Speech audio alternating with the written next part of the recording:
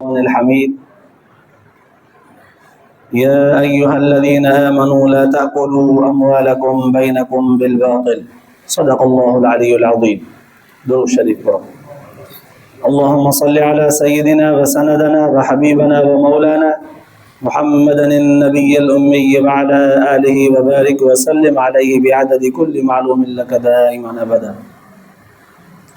अल्लाह तबारक व ताला इन आयत के ज़रिए मोमिनन मुसलमानन से मुखातब थींदे फरमायो है ईमान वारो ला ताकुलु अम्वालकुम बैनकुम बिल बातिल, हिक ॿिए जा माल नाजायज़ तरीक़े से न खाओ। कंहिं भी तरह से नाजायज़ी करे कंहिंजो माल जेकॾहिं फबाइबो खाइबो रोके रखबो ज़ब्त कबो जैसे नाजायज़ी चइबो आहे, अल्लाह ताला फरमाए तो न खाओ। हाणे इन आयत के ज़िम्न में रसूलुल्लाह सल्लल्लाहु अलैहि वसल्लम जन फरमायो तो दुनिया के अंदर इंसान जा जेके अमल आहिनि हिकिड़ा हूंदा आहिनि अल्लाह जे रज़ा ख़ातिर, अल्लाह जा हक़ हुकूक, ॿिया हूंदा आहिनि ॿाननि जा हक़ हुकूक। अल्लाह तबारक व ताला पंहिंजा हक़ एहसान कंदे बाने के माफ़ करे छॾींदो आहे, पर बाननि जा हक़ कॾहिं भी माफ़ न कंदो आहे। बाननि जे हक़नि जो हिसाब सख़्तीअ सां थींदो। पोइ जेको माण्हू दुनिया जे ज़िंदगीअ में पराओ माल थोरो या घणो ज़रे बराबर छो न हुजे पराओ खाईंदो त दुनिया जे ज़िंदगीअ में भी उन जी नहूसत इहा थींदी जो ज़िंदगीअ में उनखे सुकून न हूंदो, हता के इबादत ज़िक्र तिलावत मां भी उनखे सुकून न मिलंदो। चाहे बुज़ुर्ग छो न थी वञे पर पराए माल के फबाए खाईंदड़ हूंदो त उनखे उन बुज़ुर्गीअ मां भी सुकून न मिलंदो, लज़त न मिलंदी। इन ते काफ़ी सारनि बुज़ुर्गनि लिखियो आहे। हज़रत बायज़ीद बुस्तामी रहमतुल्लाह अलैह बेहतरीन सूफ़ी हिकिड़ो सालिह बानो बुज़ुर्ग थी गुज़रियो आहे। अनमोल मोतीअ वारे बुज़ुर्ग लिखियो आहे उन जे बारे में त केतिरा ई साल उनखे गुज़रिया इबादत कंदे ज़िक्र कंदे तस्बीह कंदे, पर इबादत जी ख़ुसूसी का लज़त उनखे महसूस न पई थिए। सबब ॻोल्हियईं त छाजे करे मां इबादतूं भी कयां थो पर मूंखे छो लज़त महसूस नथी थिए, मज़ो नथो अचे, दिलचस्पी नथी थिए, दिलि नथी लॻे। केतिरा ई दफ़ा सबब ॻोल्हींदे ॻोल्हींदे ॻोल्हींदे ॻोल्हींदे हिनखे न लधो।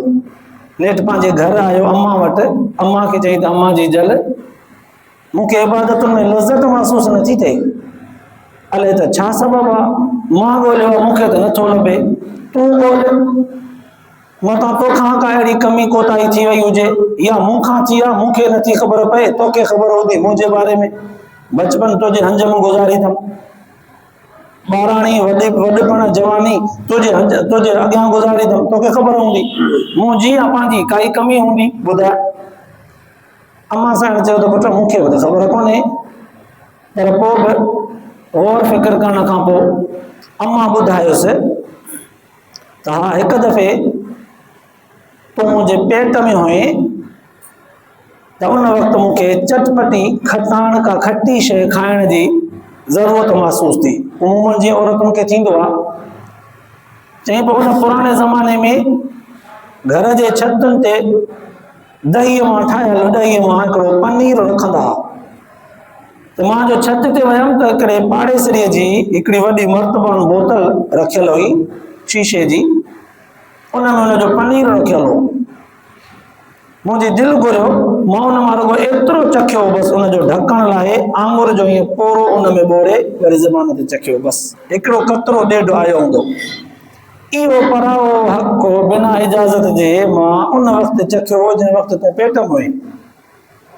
हिनखे फ़िक्र थियो अम्मा वञी करे इन्हनि खां बख़्शरा, इन्हनि खां माफ़ी वठो या हिसाब ॾे इन्हनि खे।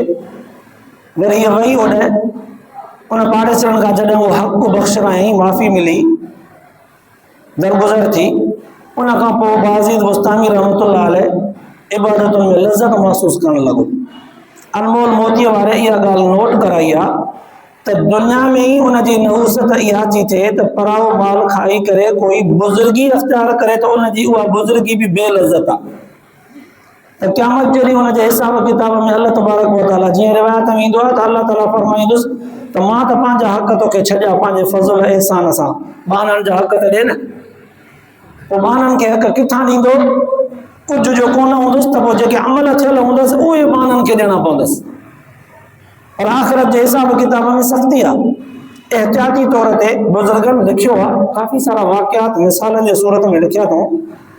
हिकिड़ो नेक साल माण्हू वफ़ात करे वियो, हुनजो पग मट यार वफ़ात खां पोइ हुनखे ख़्वाब में थो ॾिसे, पर ज़रा परेशान ख़्वाब में पुछेसि थो, यार तूं त वफ़ात करे वई, छा गुज़रियो तोसां, थोरो ॿुधाए त सही, परेशान वेठो आहे छो?